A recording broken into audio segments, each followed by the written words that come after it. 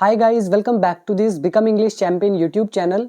My name is Ankush और आज हम इस वीडियो में दो न्यूज़ पढ़ेंगे फ्रॉम द हिंदू न्यूज़पेपर। पहली न्यूज़ ये आपके सामने है और दूसरी ये वाली न्यूज़।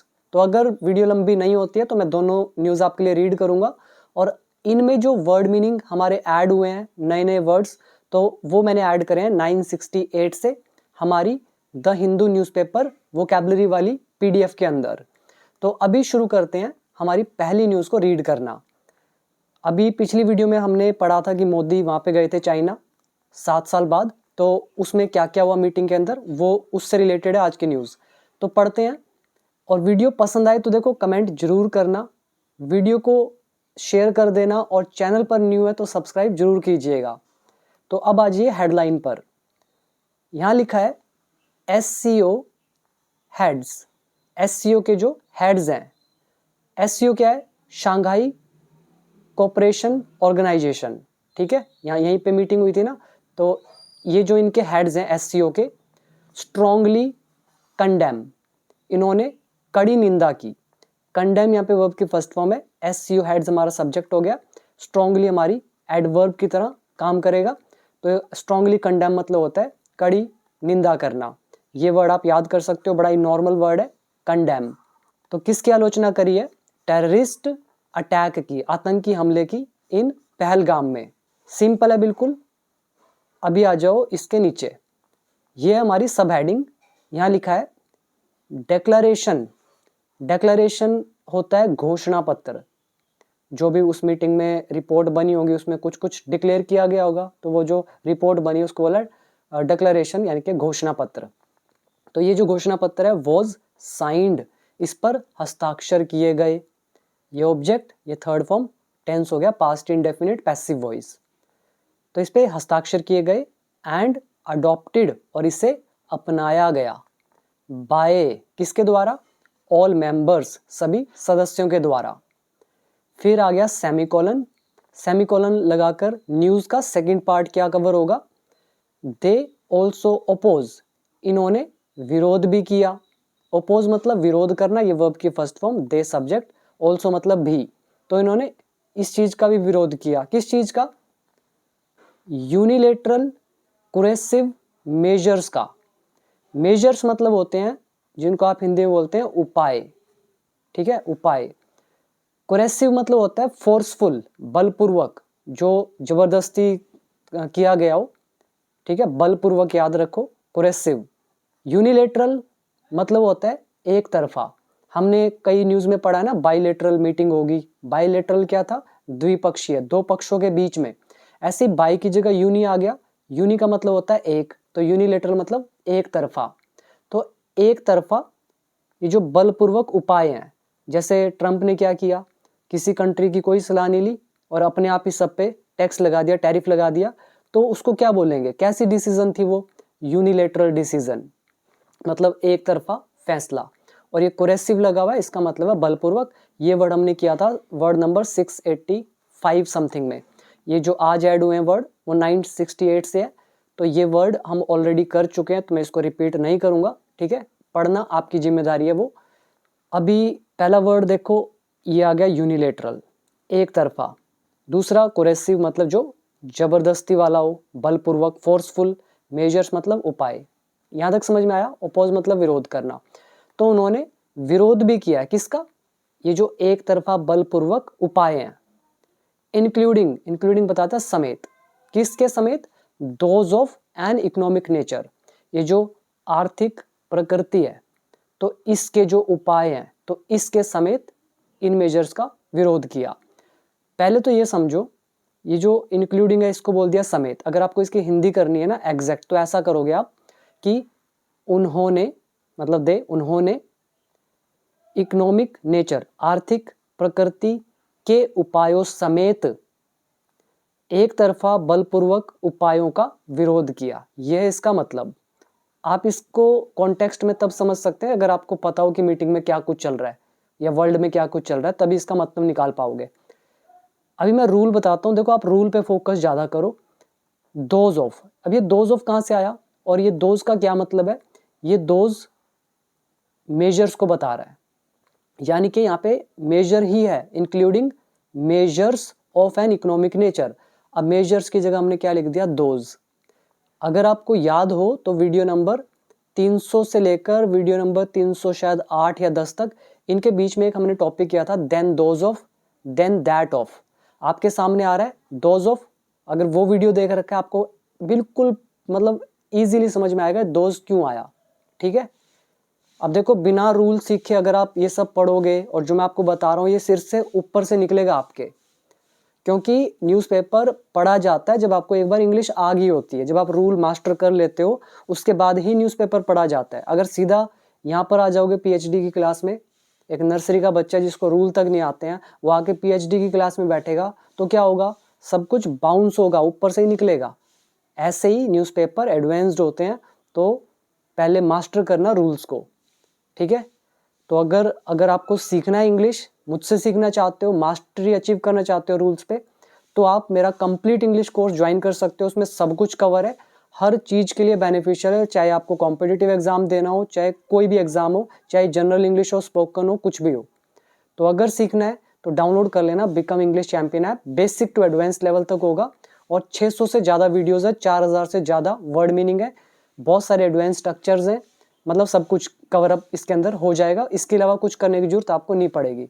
सीखना है तो डाउनलोड कर लेना ऐप, लिंक है नीचे डिस्क्रिप्शन बॉक्स में। ठीक है, तो अभी वापस आते हैं। तो हमने बोला ये जो घोषणा पत्र है इस पे हस्ताक्षर किए गए और इसको अपनाया गया सभी मेंबर्स के द्वारा, और उन्होंने विरोध भी किया है इस एक तरफा बलपूर्वक उपाय का, इकोनॉमिक नेचर के उपायों समेत।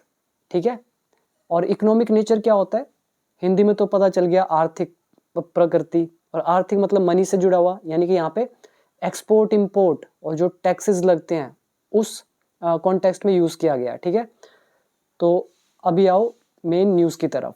इमेज के नीचे क्या लिखा है, prime minister Narendra Modi with Chinese president Xi Jinping and Russian president Vladimir Putin in Tianjin और मंडे। बिल्कुल इसमें तो कुछ है नहीं सीखने का, मतलब मोदी इन दोनों के साथ है तियानजिन में। अब यह फर्स्ट पैराग्राफ, यहाँ पे लिखा है the 10 member Shanghai cooperation organisation, ये जो 10 सदस्यों की ये ऑर्गेनाइजेशन है, ऑन मंडे सोमवार को स्ट्रांगली कंडेम्ड, इसने कड़ी आलोचना करी, टेररिज्म आतंकवाद की, इन ऑल इट्स फॉर्म, इसके सभी रूपों में, एंड मैनिफेस्टेशंस और प्रकटीकरणों में। यहाँ पे फॉर्म्स तो समझ रहे हो, मतलब आतंकवाद के भी अलग अलग फॉर्म्स होते हैं, रूप होते हैं, और मैनिफेस्टेशन मतलब प्रकट होना। जैसे आपका विचार आपके मन में आया कि आपको एक कार खरीदनी है, फिर आप उसको खरीद लेते हो तो वो मैनिफेस्ट होगी, वो प्रकट होगी। तो ऐसे ही आतंकवाद है, वो अलग अलग रूपों में सामने आता रहता है। तो मैनिफेस्टेशन मतलब वो जैसे सामने आ रहा है, किसी भी रूप में आ रहा हो, चाहे इंटरनेट के थ्रू हमला कर रहा हो, गोली चला के हमला कर रहा हो, विचार बदल के हमला कर रहा हो, किसी भी वे से, इसको बोलते हैं मैनिफेस्टेशन। ठीक है, तो आतंकवाद जो है अपने सभी रूपों में और प्रकटीकरणों में, तो इस चीज़ की क्या करी इन्होंने, कड़ी आलोचना करी। इंक्लूडिंग मतलब समेत, मतलब इनकी भी आलोचना करी, किसकी, पहलगाम अटैक की, एंड द अटैक्स, और कौन से अटैक्स, ऑन जफर एक्सप्रेस पर, एंड खुशदार इन पाकिस्तान, तो पाकिस्तान में खुशदार और जफर एक्सप्रेस पे जो आक्रमण है और जो पहलगाम अटैक है, तो इनके समेत आतंकवाद के सभी रूपों में और प्रकटीकरणों में, तो इस चीज़ की क्या की, आलोचना करी। यहाँ पे वर्ड मीनिंग पे आओ, कंडेम निंदा करना, दूसरा मैनिफेस्टेशन इज प्रकटीकरण, किसी चीज़ का प्रकट होना, ये नाउन का काम कर रहा है। और इसमें और तो ऐसा कुछ ऐसा मुश्किल मुझे लग नहीं रहा, कुछ है ऐसा। और ये वर्ब की सेकंड फॉर्म लगी हुई है, पास्ट इंडेफिनिट है, पैसिव वॉइस, सिंपल ही है। अभी आ जाओ नेक्स्ट, द तियानजिन डेक्लरेशन, ये तियानजिन का जो डेक्लरेशन है, घोषणा पत्र जो है, अब यहाँ से लेके यहाँ तक डाला हुआ है कोमा, सॉरी यहाँ तक है कोमा, और वैसे अगर रियल में देखोगे तो यहाँ तक, यहाँ से लेके यहाँ तक, ये रियल कोमा काम करेगा, बीच में वो अभी पढ़ लेते हैं।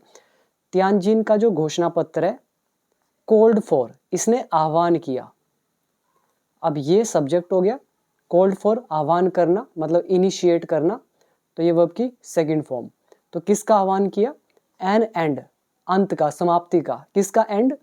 To cross border movement of terrorists, आतंकवादियों की जो सीमा पार आवाजाही है, मूवमेंट है, तो इसको खत्म करने का आह्वान किया इस तियानजिन के डिक्लेरेशन, घोषणा पत्र में। और कौन सा डिक्लेरेशन? कोमा डाल के एडिशनल इंफॉर्मेशन दे रहे हैं।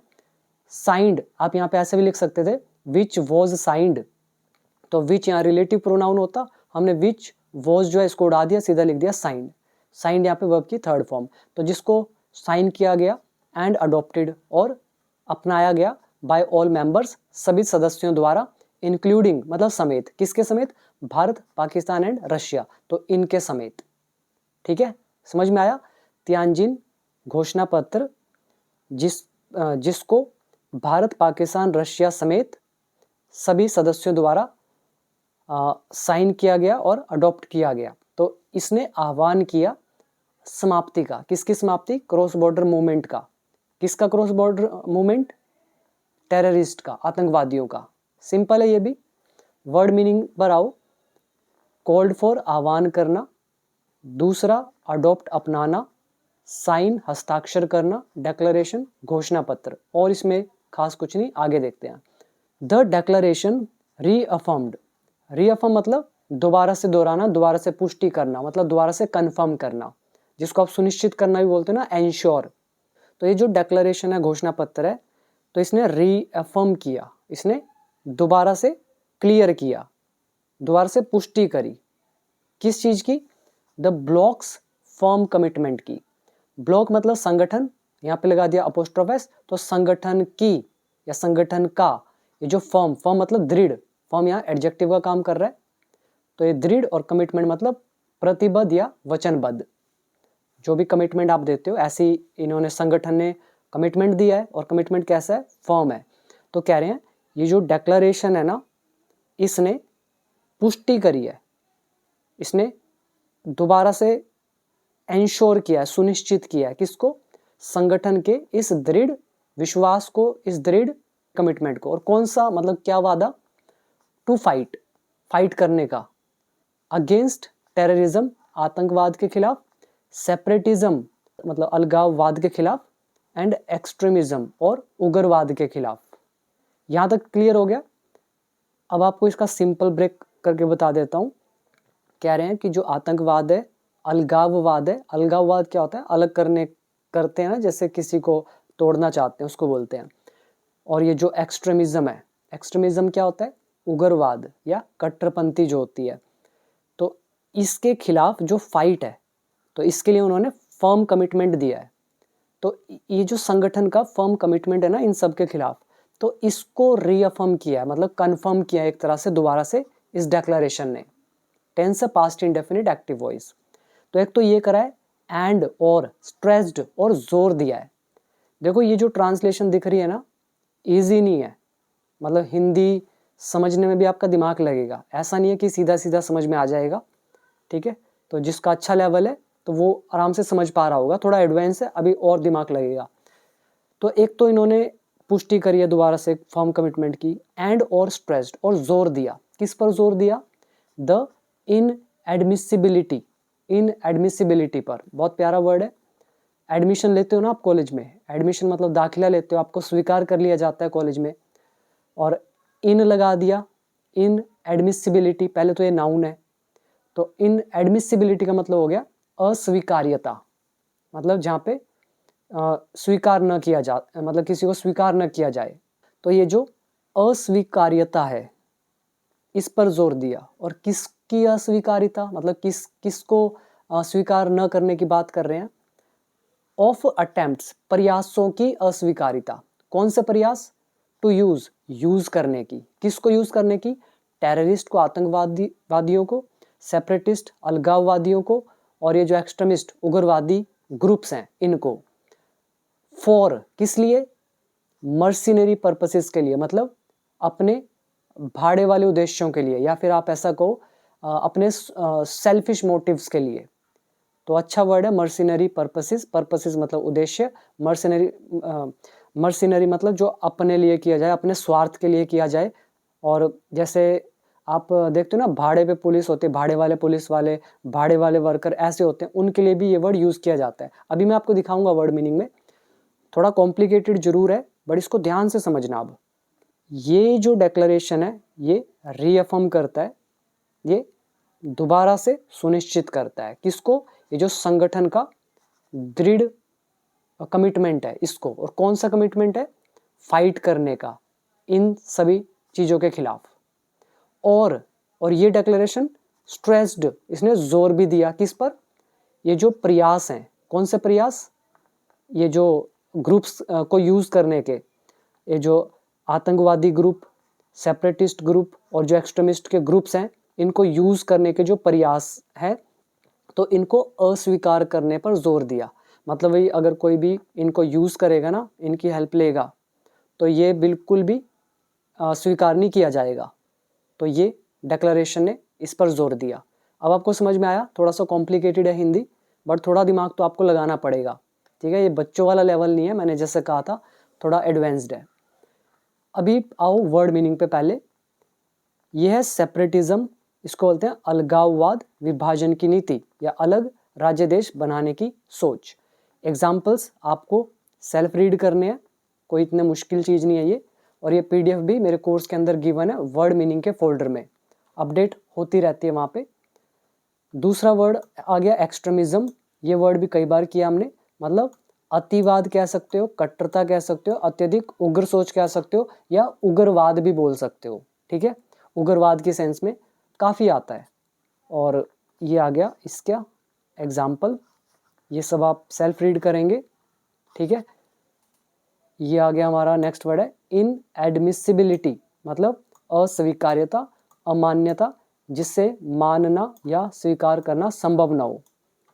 अब ये आप ये देखो ध्यान से, इसको आप पढ़ के देखो। Stressed the inadmissibility of attempts to use, जो प्रयास ने यूज करने के इन ग्रुप्स को, तो इनकी अस्वीकार्यता पर जोर दिया कि भाई हम इसको किसी भी रूप में एक्सेप्ट नहीं करेंगे, ठीक है। तो ये रहे इसके कुछ example.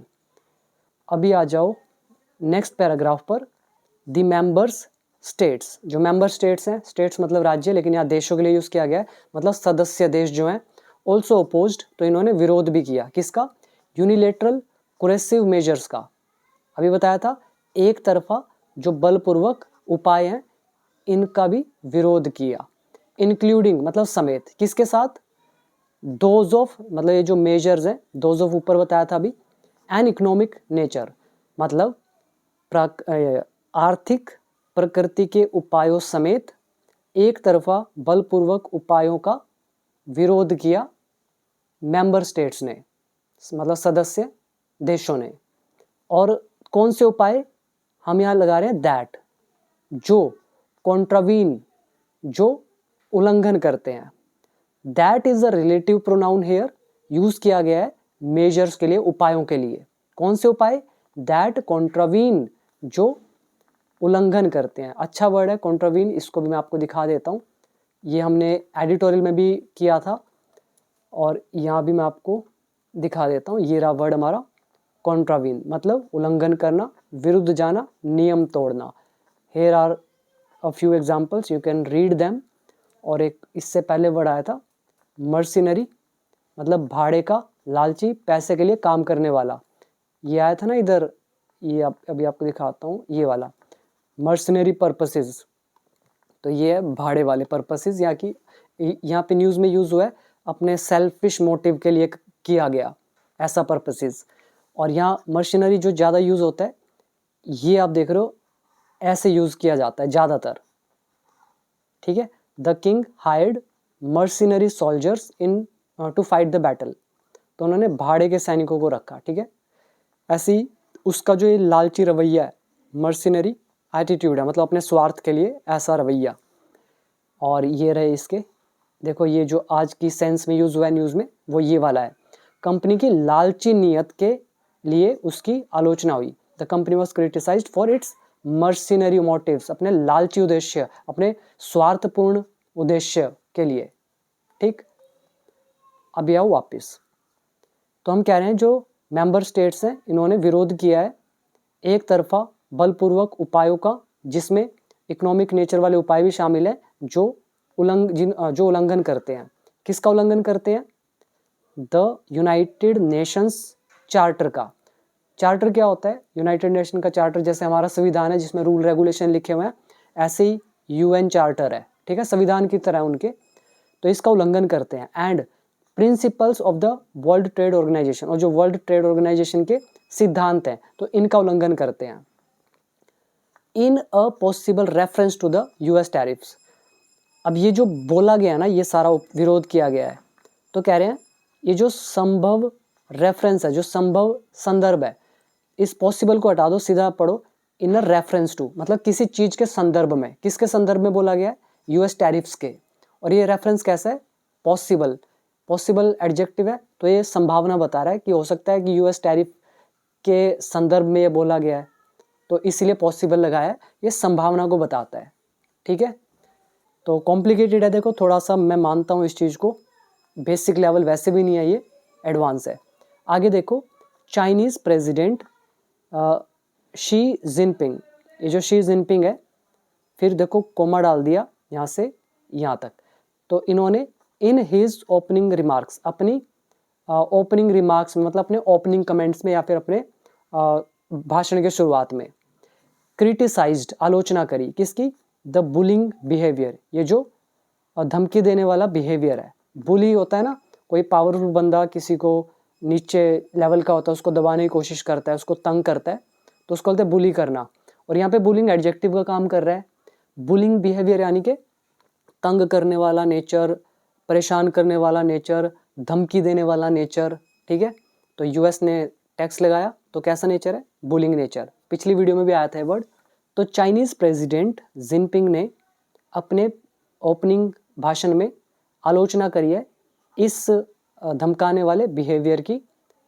In the world order, ये जो वैश्विक व्यवस्था है इसमें, तो वैश्विक व्यवस्था, तो इसके अंदर ऐसा बिहेवियर कह रहे हम टॉलरेट नहीं करेंगे, इसकी आलोचना करते हैं, तो इन्होंने इसकी आलोचना करी।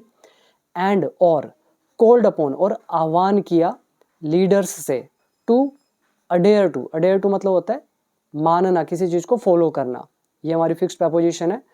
और इनसे क्या आह्वान किया है कि अडेयर टू करें, मतलब आप अमल करें, फॉलो करें। किसको फॉलो करें? फेयरनेस को।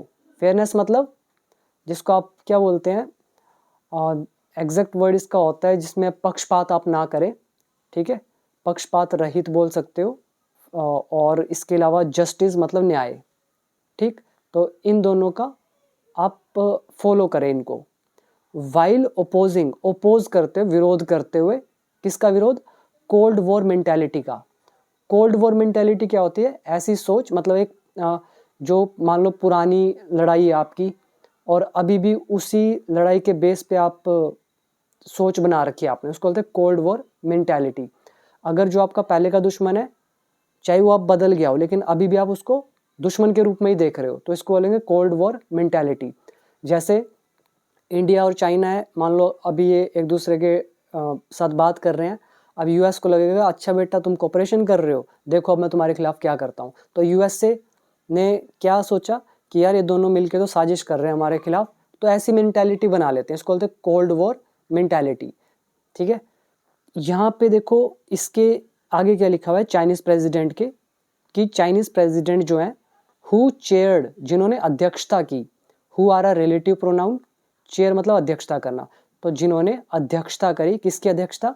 द मीटिंग, मीटिंग की, कौन सी meeting? Of the heads, heads की मीटिंग। और कौन से heads? Of the member states, member states की।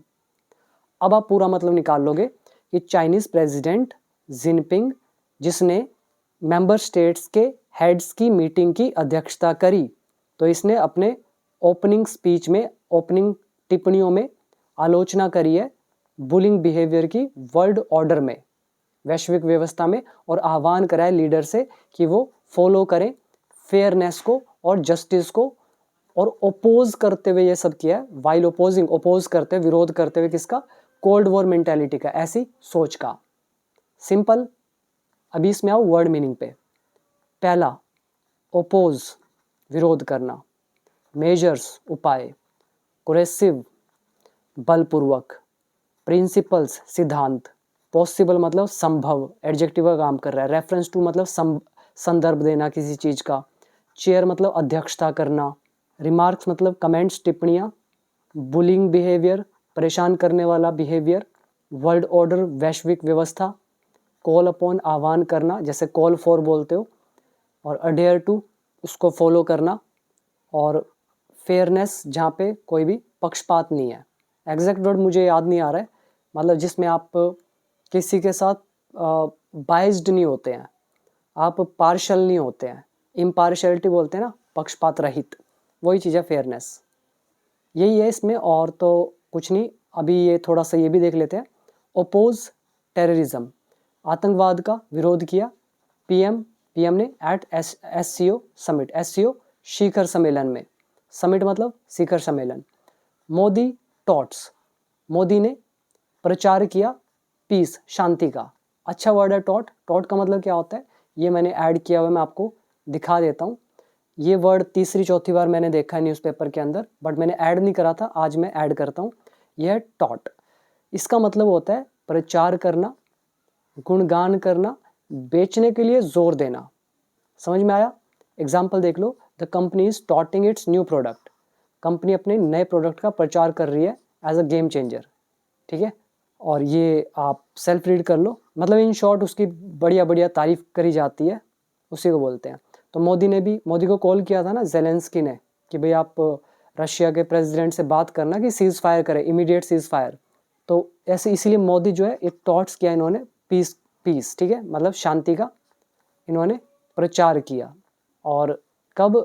एज, क्योंकि ही मीट्स पुतिन, जब वो पुतिन से मिले, और हिंदी बोल सकते हो जब वो पुतिन से मिलते हैं तो वो शांति का प्रचार करते हैं, ऐसा बोल सकते हो। Prime minister Narendra Modi asked, प्रधानमंत्री मोदी ने पूछा, whether open support of terrorism, क्या ये जो ओपन सपोर्ट है टेररिज्म का बाय सम कंट्रीज, कुछ कंट्रीज के द्वारा, वॉज एक्सेप्टेबल, क्या ये स्वीकार्य है।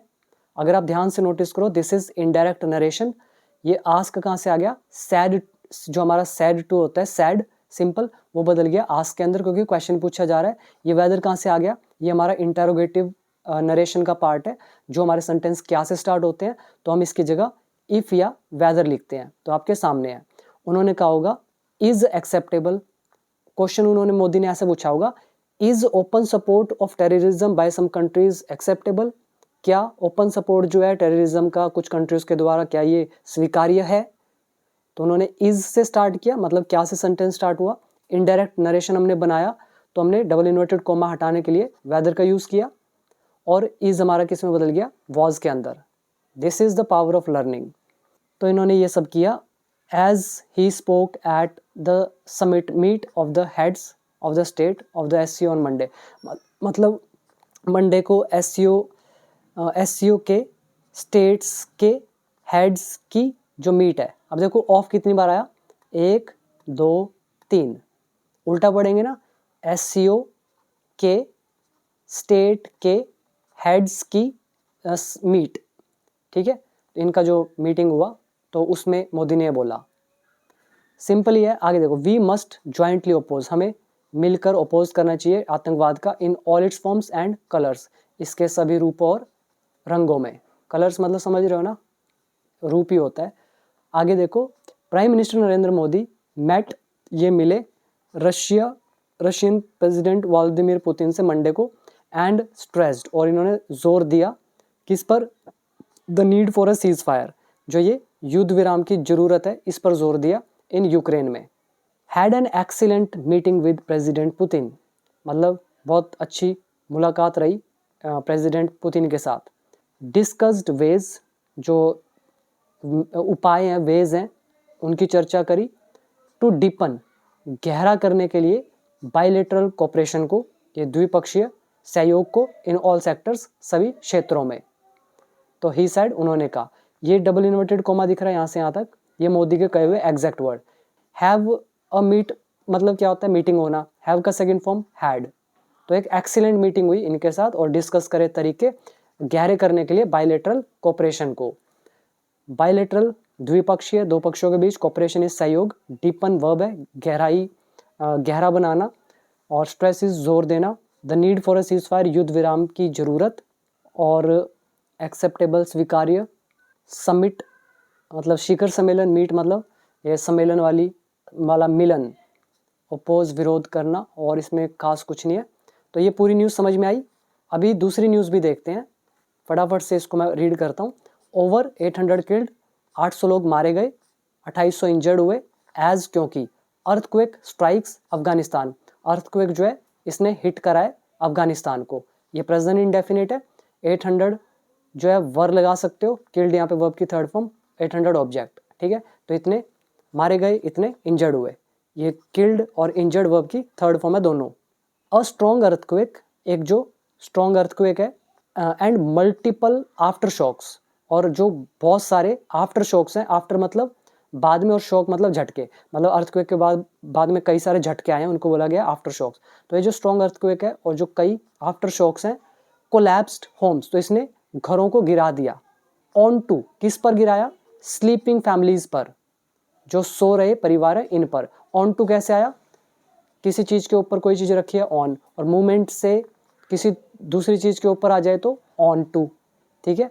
तो ये प्रेपोजिशन का वीडियो देखना, 167 से 182 तक पूरे डिटेल में कवर है, 45 प्रेपोजिशंस। तो ये सो रहे परिवारों पर इन्होंने क्या किया? कोलैप्स कर, मतलब गिर गए घर।